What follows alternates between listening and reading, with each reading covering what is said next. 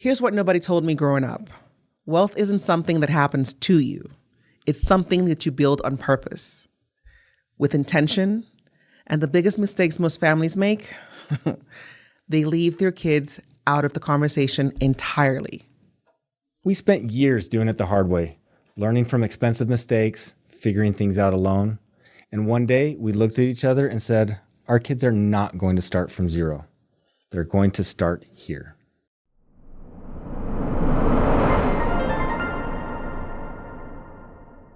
This season on The Broker's Table, we're pulling back the curtain.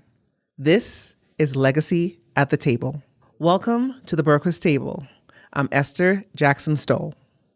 And I'm Rich Stowell. This season is called Legacy at the Table, and it's different from anything we've done before. We're pulling up extra chairs, and we're inviting you to sit in on real conversations about money, family, faith, and legacy. Let me tell you what this is not. This is not another finance podcast where some expert tells you to skip the lattes and you'll be a millionaire. That's not real life. And this isn't theory. We're not reading from textbooks. This is how we're actually building generational wealth, with our children involved, with real numbers, real mistakes, and real wins.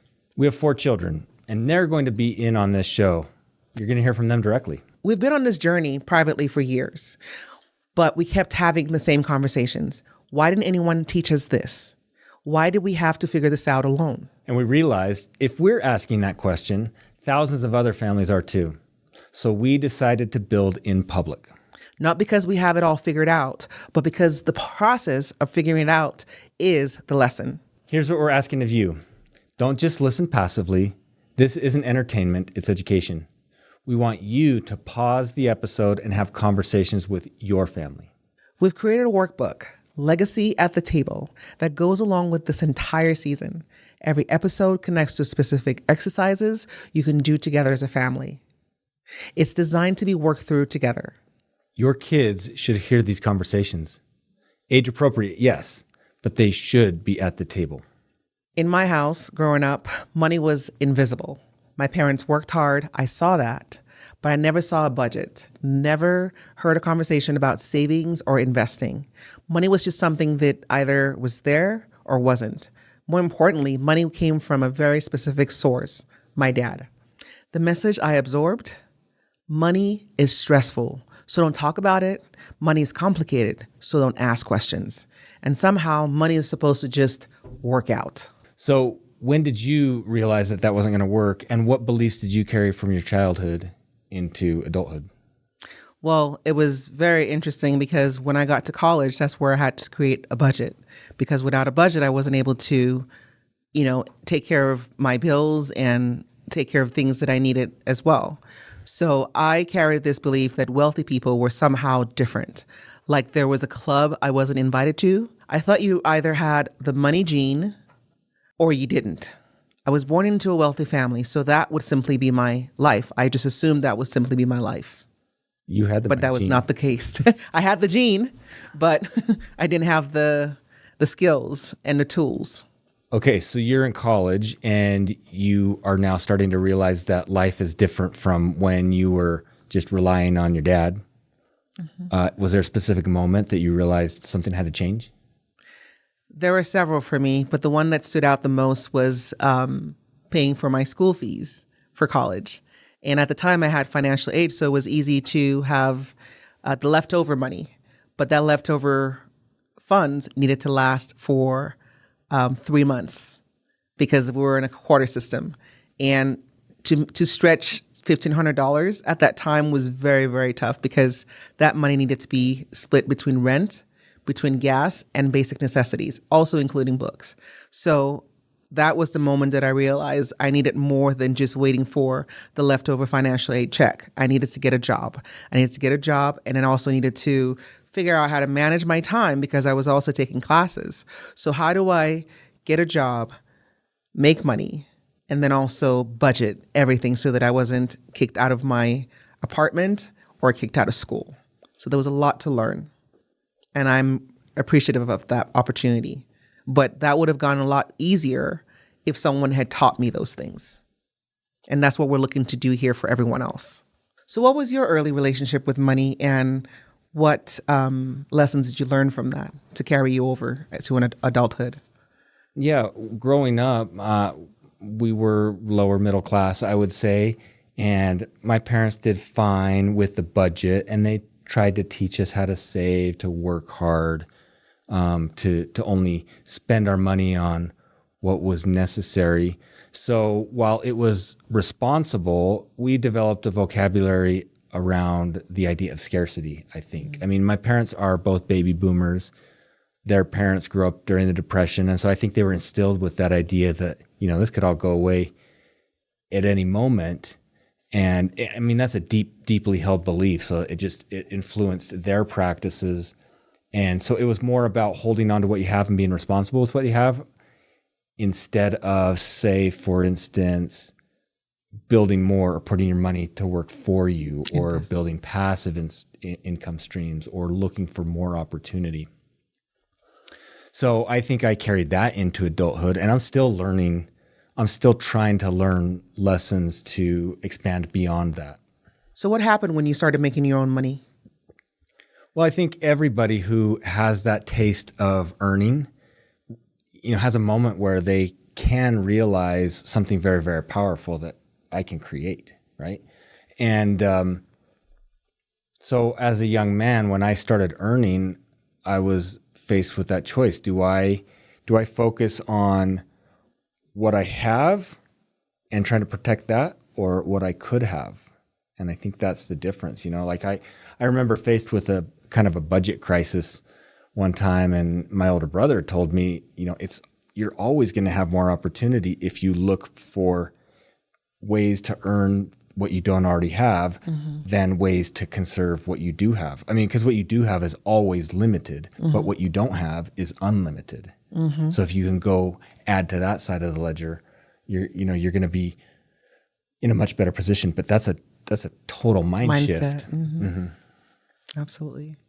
So I think as far as mistakes go, I would think there are opportunities missed to make money work for you, to really harness the power of compounding. How many of us, if we could go back 30 years, or, if you're 25 years old, go back 10 years and say, man, if I could just put like $100 in this stock, or even just an interest-bearing account and let it compound for 10 years, massive, right?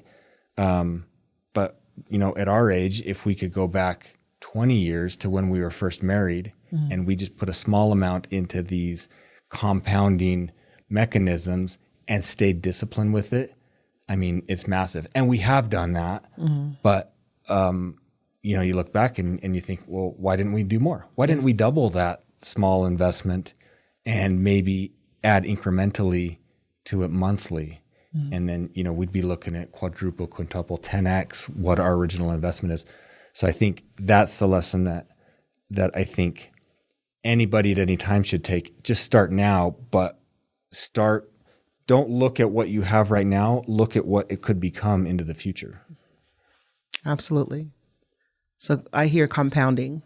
And that's what we want to teach our children, because they have that opportunity now to learn that. And they're young enough to learn that.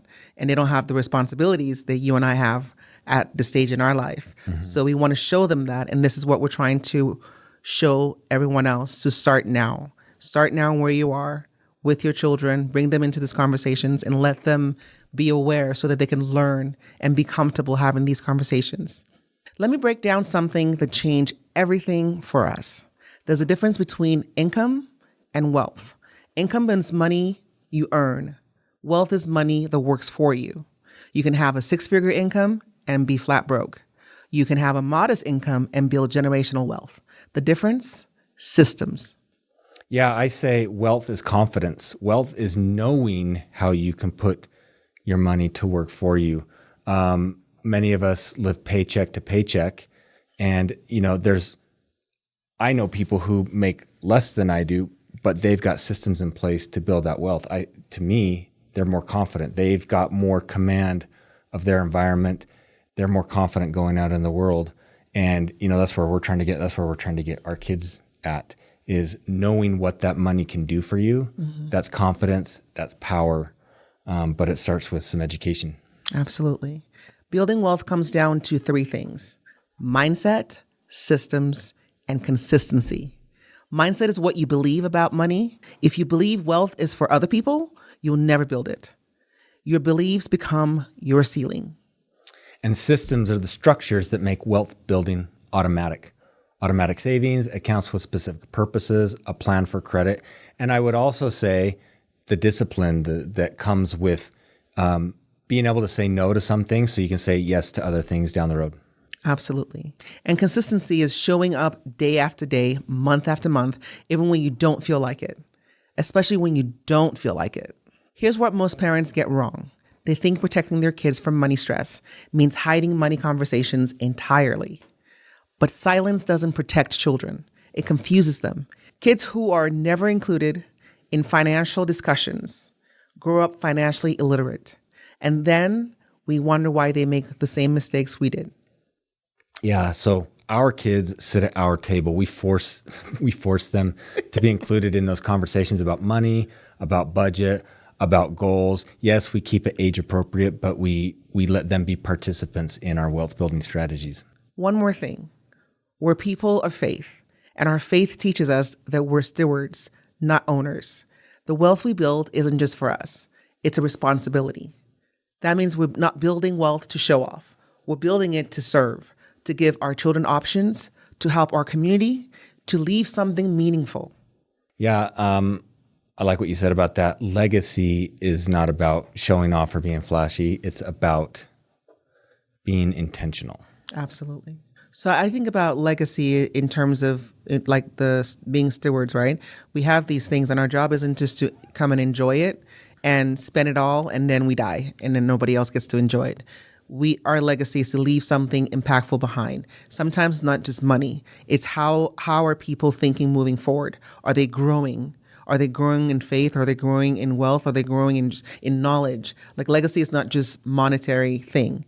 It's a lot more about, a lot more, and it'll impact the masses, right? Because one person knowing how to do something right will now have a ripple effect in over generations to come. Yeah, I think of legacy in terms of how somebody made somebody feel or how they maybe changed somebody's direction. So the immediate legacy that we think of with our kids is just what direction are we giving our kids? When we pass on, our kids are going to have their own families. What did we do for them? But the real legacy comes in the next generation and the following generation. Are they speaking appreciatively?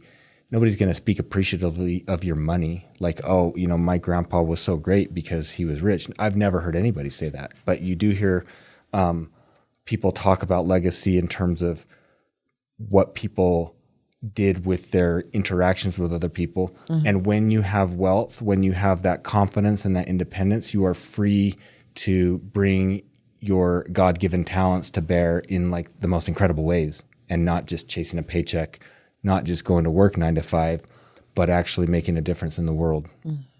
I like that. Before our next episode, I want you to do what we just did. Write your money story. It doesn't have to be long. Even a page is enough. Answer these questions. What did you learn about money growing up? What beliefs did you absorb? What was your first financial wake-up call? Then share that story with your partner if you have one. You might be surprised how different your stories are. And that difference can explain a lot about how you handle money together. In our workbook, there's an exercise for creating a family wealth mission statement. This is a short statement that captures what money is for in your family. Ours is displayed in our home. Our kids helped us write it, and it helps remind us what we're building toward when the day-to-day gets hard. Yeah. Here's a template. Our family believes money is a tool for blank. We are committed to building wealth that blank. Our legacy will be blank. Finally, put a date on the calendar for a family money meeting. It doesn't have to be long, 30 minutes, it's plenty. The agenda is simple. What are we grateful for? What are our goals? What's one thing we can do this month to move closer? Your kids should be there. They have to be there. They have to be there. Yes, even the young ones, they absorb more than you think. Legacy isn't accidental. It's built on purpose, one decision at a time. You don't need to be rich to start. Hey, it helps. You need to start to become wealthy. And wealthy isn't just about the bank account. It's about knowledge. It's about the knowledge. It's about the systems. It's about the values you pass down. Listen, your children are watching not just what you say about money, but what you do. Make it worth watching. Absolutely. Next week, we're going deeper. Episode 2 is about the money conversations that most families never have and why that silence cost us generationally. We'll give you exact scripts for starting these conversations with your family. Until then, do the work. Write your story, start the conversation, and we'll see you at the table. This has been the Broker's Table, Legacy at the Table. Legacy isn't accidental. It's built on purpose.